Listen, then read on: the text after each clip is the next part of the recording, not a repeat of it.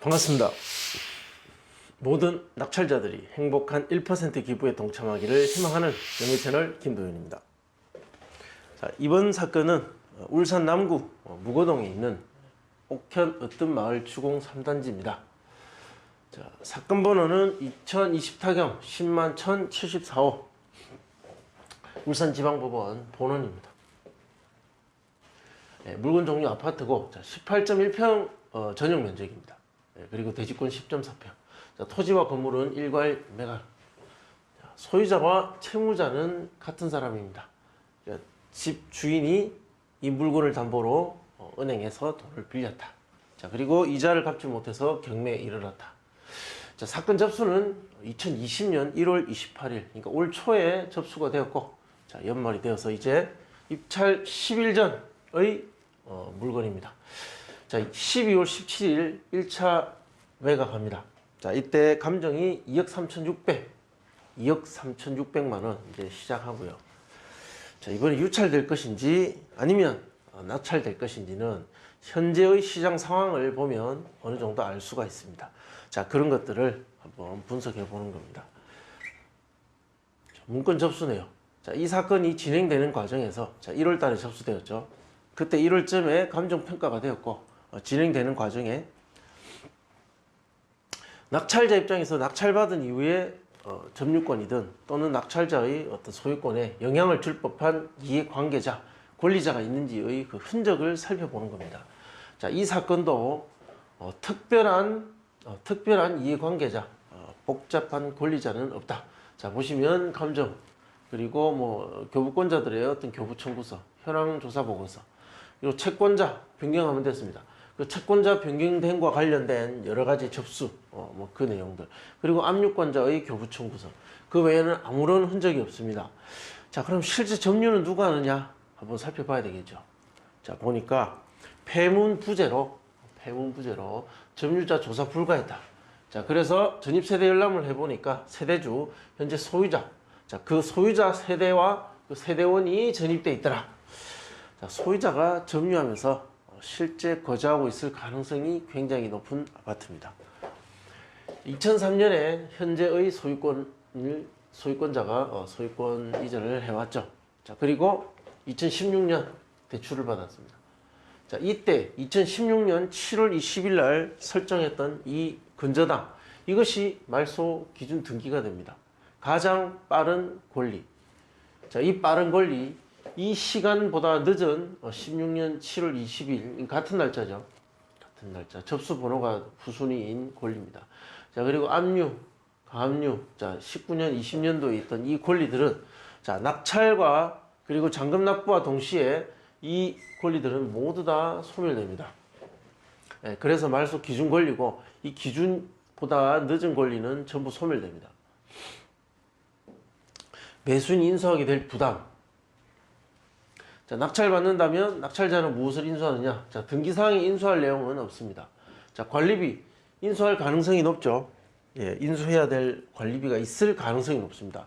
요즘에는 대부분 다 잘 납부하고 있는데, 대부분의 사람들은 납부하는데, 그렇지만 경제적 상황이 어려운 집주인이 살고 있는 이런 집들은 관리비 연체 가능성이 있고, 이것이 명도 과정에 있어서 일부는 인수될 가능성도 있다. 그래서 사전에 그 금액이 어느 정도인지를 확인해 둘 필요가 있습니다. 각종 공과금은 관리비에 포함인지 아닌지 조사할 때 확인해 보시기 바랍니다. 점유자. 임차인 관련해서 보면 조사된 임차 내역이 없고, 그리고 확인해 보니까 소유자 세대가 점유하고 있을 가능성이 아주 높다.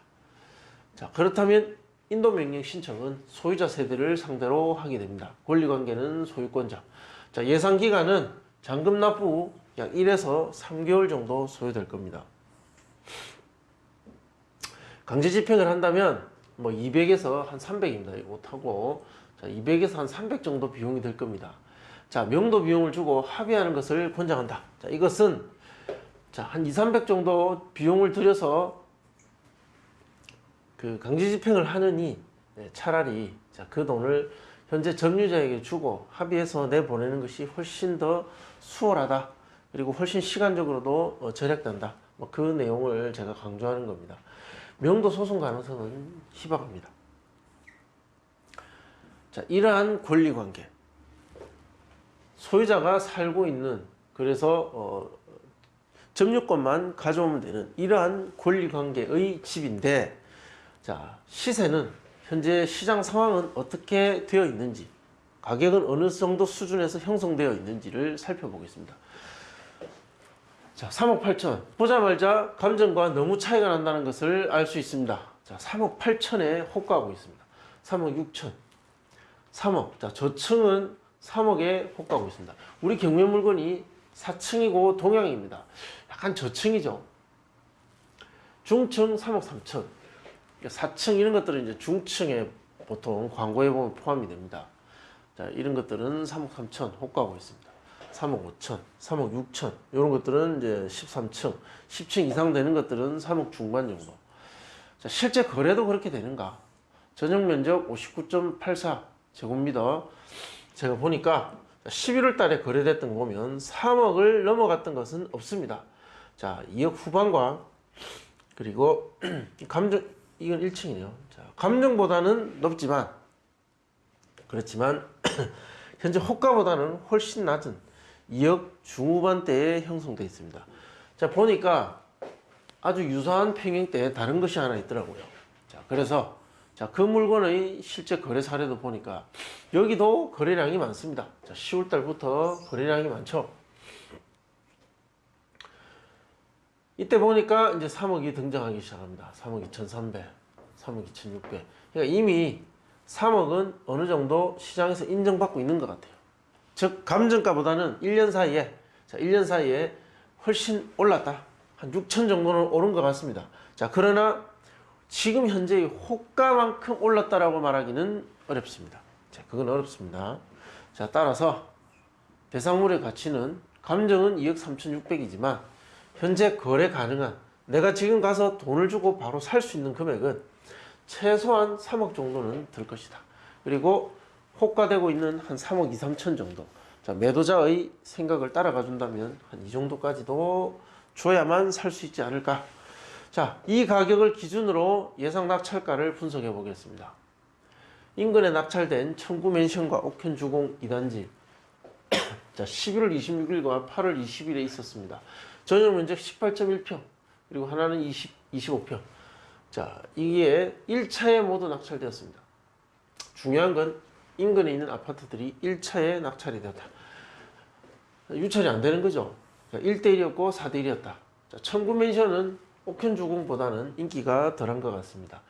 8월보다 11월이면 아파트 가격이 훨씬 더, 아까 보셨다시피 10월부터 굉장히 큰 움직임이 있었습니다. 자, 훨씬 어떤 움직임이 있었을 텐데, 자, 그런데 한 명 정도 들어왔다. 건축연도가 97년도고 이건 2000년도입니다. 3년 차이 나는데 차이가 좀 나는 것 같아요. 자, 감정가 1억 5,500일 때 거래 가능 금액은 1억 6천.